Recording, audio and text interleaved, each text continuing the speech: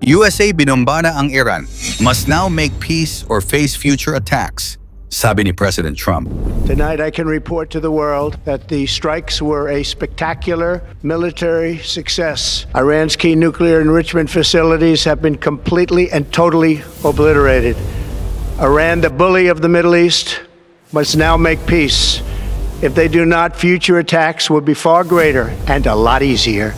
Ang digmaan sa pagitan ng Iran at Israel ay pumasok sa isang bagong yugto nang ilunsad ng Estados Unidos ang airstrikes sa tatlong pangunahing nuclear sites sa Iran.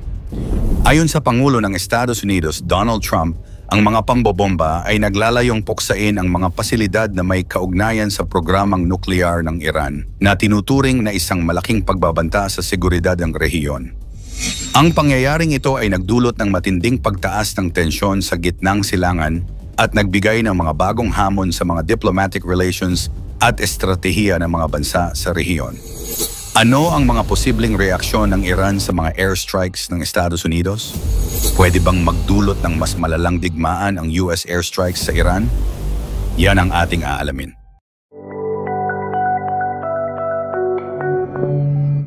Nitong Hulyo 2025 matapos magdesisyon ang Estados Unidos na maglunsad ng mga pambobomba sa tatlong pangunahing nuclear sites ng Iran, kabilang ang Fordo, Natanz at Isfahan.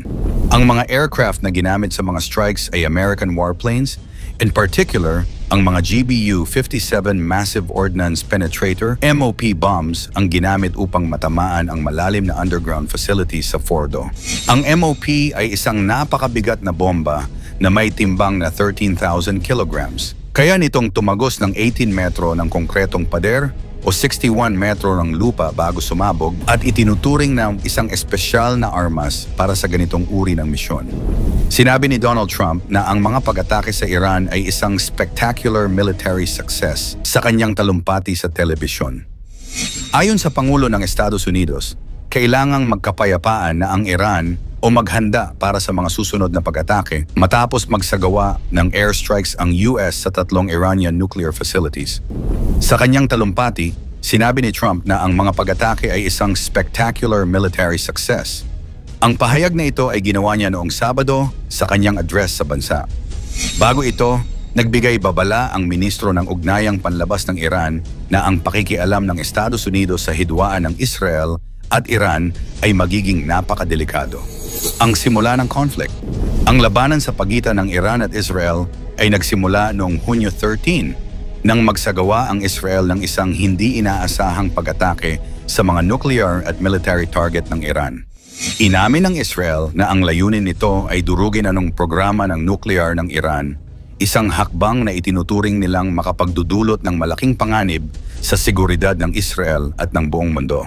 Sagot naman ng Iran ang pagsasagawa ng mga rocket at drone strikes laban sa Israel na nagpatuloy ng higit sa isang linggo.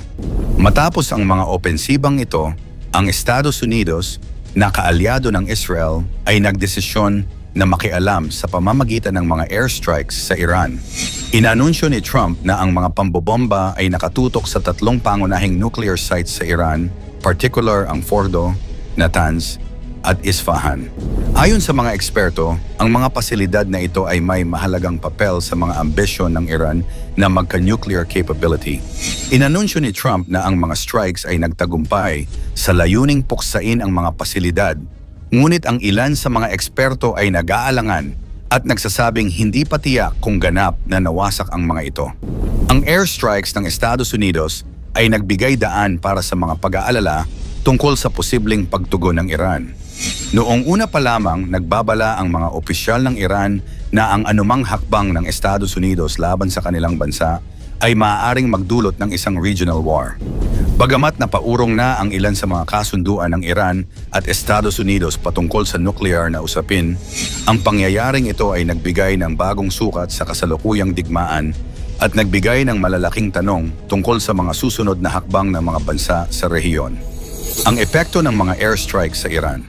Sa kabila ng mga pahayag ni Trump na ang mga nuclear enrichment facilities ay ganap ng nawasak, ang aktual na epekto ng mga airstrikes ay hindi pa ganap na nalalaman. Ang Iran, sa pamamagitan ng kanilang state broadcaster, ay nag-anunsyo na ang mga pasilidad na tinamaan ng mga bomba ay na-evacuate na at ang mga materyales ay naalis na bago pa man sumik ang mga pag-atake. Samantalang ang mga opisyal ng Estados Unidos ay nagsasabing yung mga pasilidad ay ganap na obliterated. Ang mga eksperto ay nagmungkahi na ang mga pasilidad ay baaring hindi pa tuluyang nawasak and maaring magpatuloy ang operasyon ng Iran sa kabila ng mga pambobomba. Ang mga posibleng hakbang ng Iran sa kabila ng pagkatalo sa ilang bahagi ng kanyang militar, hindi pa rin nawawala ang kakayahan ng Iran na maghiganti. Ayon sa mga eksperto, may ilang posibleng hakbang ang Iran upang magbalik loob ng tensyon, tulad ng pagsalakay sa mga US military bases sa rehiyon.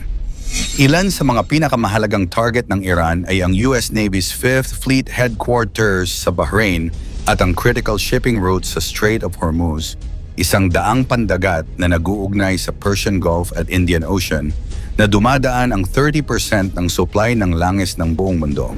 Kasunod ng mga pag-atake ng Estados Unidos sa mga pasilidad ng Iran, nagpatuloy ang mga hakbang ng Israel upang palakasin ang kanilang seguridad. Tumaas ang mga hakbang sa pag-iwas sa mga pambobomba at iba pang uri ng terorismo sa buong bansa at ipinag-utos ang mahigpit na kontrol sa mga pampublikong lugar at mga eskwelahan. Tinututukan din ng Israel ang mga posibleng reaksyon ng Iran at ng mga kasunduan sa kanilang mga kaalyadong bansa sa rehiyon. Hindi rin ligtas sa epekto ng mga airstrikes ang ekonomiya ng rehiyon. Ang posibleng pag-atake ng Iran sa mga estratehikong lugar tulad ng Strait of Hormuz ay nagdudulot ng pangamba sa mga global markets. Kung mapipinsala ang mga pangunahing ruta ng langis, maaaring magdulot ito ng malawakang pagtaas sa presyo ng langis na magpapahina sa ekonomiya ng maraming bansa, kabilang ang mga bansang may mataas na dependency sa langis tulad ng Japan, China, at ang mga bansa sa Europa. Pagpapalakas ng mga resolusyong diplomatiko. Sa kabila ng mga tensyon, may mga hakbang na isinusulong ang mga bansa upang mas mapalakas ang mga resolusyong diplomatikong solusyon. Ang Estados Unidos ay nagsabi na walang balak na baguhin ang rehimen ng Iran, bagamat hindi ito nagsasabi kung ano ang magiging epekto nito sa mga susunod na hakbang sa negosasyon. May mga panawagan mula sa mga leader ng iba't ibang bansa upang magkaroon ng mas malalim na pag-uusap at mga hakbang upang maiwasan ang tuluyang pagkasira ng diplomatikong ugnayan sa rehiyon. Pagsusuri ng mga batas ng pagpapalakas ng kapangyarihan militar. Ayon sa mga batas ng Estados Unidos, may karapatan ang Pangulo na magsagawa ng mga hakbang militar upang maprotektahan ang pambansang seguridad, ngunit may mga limitasyon pa rin ang kanyang kapangyarihan, tulad ng pangangailangan ng pag-aproba mula sa Kongreso upang magdeklara ng digmaan. Gayunpaman, tulad ng nangyari noong 2017 sa Syria, pinili ni Trump na magsagawa ng airstrikes nang hindi humihingi ng formal na pag-aproba mula sa Kongreso.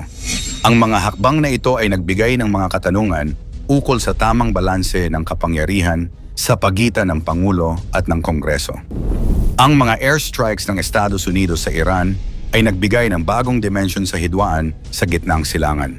Habang nagpapatuloy ang mga diplomatikong usapin at mga hakbang militar, ang hinaharap ng rehiyon ay nakasalalay sa mga susunod na desisyon ng mga pangunahing bansa sa digmaang ito.